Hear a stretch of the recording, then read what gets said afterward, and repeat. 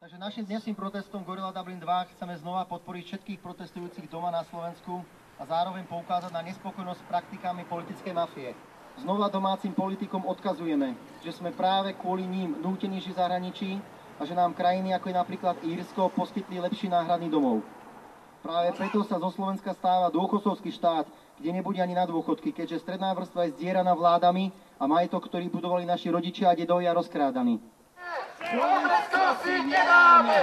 Slovensko si nedáme! Máme na Slovensku demokraciu? Lebo ja si myslím, že nie. Momentálne to, čo na Slovensku vládne, je oligarchia, teda forma vlády, pri ktorej má moc v rukách len malá skupina osôb a toto by trebalo zmeniť. Slovensko potrebuje fundamentálnu zmenu fungovania mocenských štruktúr, pretože ten momentálny teda sa ukázal ako totálne nefunkčný. Čo budeme robiť? Snaží sa niekto vlastne, aby Slovensko spáchalo harakiri alebo samovraždu? O čom vlastne tam ide? Ja sa pýtam.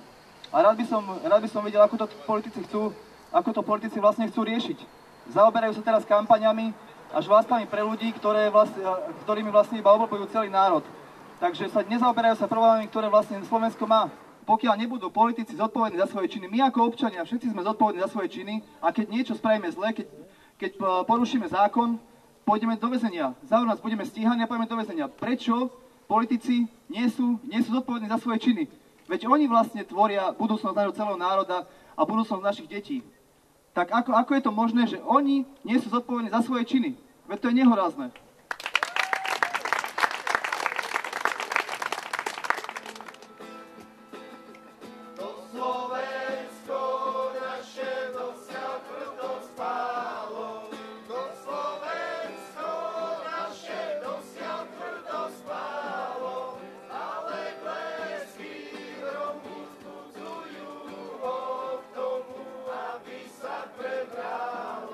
No, ku protestu som sa dostal tak, že som prišiel podporiť vlastne protest Gorilla Bratislava 2 do Bratislavy na Slovensko, našich doma.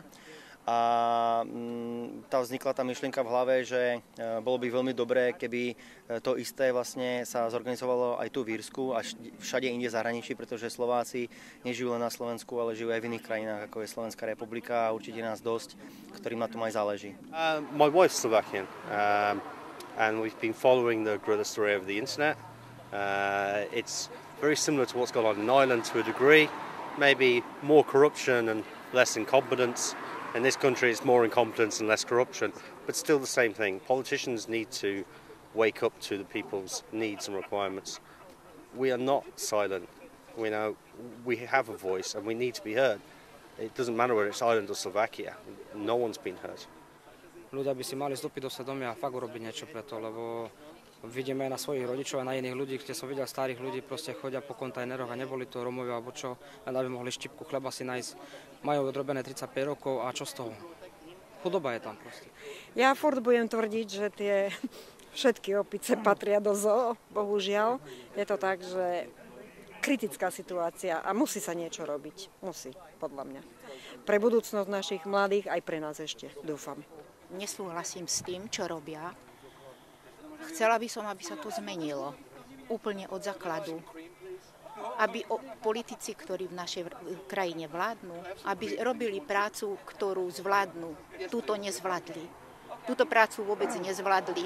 Nech idú robiť to, čo vyštudovali a nech dajú možnosť čistým mladým ľuďom, ktorí to budú vedieť robiť a bude to viditeľné v našej krajine. Není možné, aby na Slovensku toľko krásnych mladých ľudí muselo cestovať do zahraničia, ponevierať sa tu, keď by sme mohli vytvárať hodnoty v našej krajine. Nie je na škodu, keď sa vytvorí viacej združení a občianskej iniciatívy, ale ide o to, aby tie združenia medzi sebou čo najlepšie komunikovali, aby sa teda dosiahlo tej celkovej jednoty, aby všetci sa prezentovali ako jednotne, pretože nám všetkým ide vlastne o ten istý cieľ a ten istý problém sa snažíme riešiť. My osobne sa prikláňame k rôznym združeniam, napríklad občianska iniciatíva Občan 2012, Utopia. A takisto po telefonickom rozhovore včera, ktorý sme mali s Luciou Galovou a ďalšími organizátormi zo Slovenska, nám bolo prisľúbené, že sa spojíme všetci v jednotný celok. Takisto nás podporujú z Prahy, sme stále v kontakte s Islandom a takisto s Londýnčanmi z UK. A ďalšia vec je, že médiá skresľujú informácie. Preto vlastne apelujeme na to, aby sa ľudia začali stretávať, aby boli verejné diskusie, aby bol tam prezentovaný názor a nie cez médiá, ktoré nám podávajú teda skreslené informácie po väčšine. A to je aj náš cieľ, spojiť tie skupiny potom kvôli tomu cieľu. Lebo ako samozrejme to je natúra Slovákov, že sa rozdielu, lebo jeden druhému závidia alebo čo, ale ja si myslím, že ten cieľ nás musí v konečnom dôsledku spojiť. A o to nám všetkým ide. V prvom rade som Slovák a záleží mi na tom, čo sa deje v krajine, aj napriek tomu, že žijem teda v zahraničí, žijem v Írsku. Chcel by som sa raz vrátiť a chcel by som sa vrátiť do krajiny, kde sa človek nemusí báť nejakej perzekúcie alebo nejakého rodinkárstva. A rozhodne si myslím, že toto nemá nič spoločné s preferenciami tej či onej politickej strany. Rozhodne nie. Chceme vyjadriť nespokojnosť. A bohužiaľ nespokojnosť s tým, že nie je ani koho vlastne voliť. A ja si myslím všeobecne, že by nemali byť teraz momentálne voľby, lebo nie je koho voliť.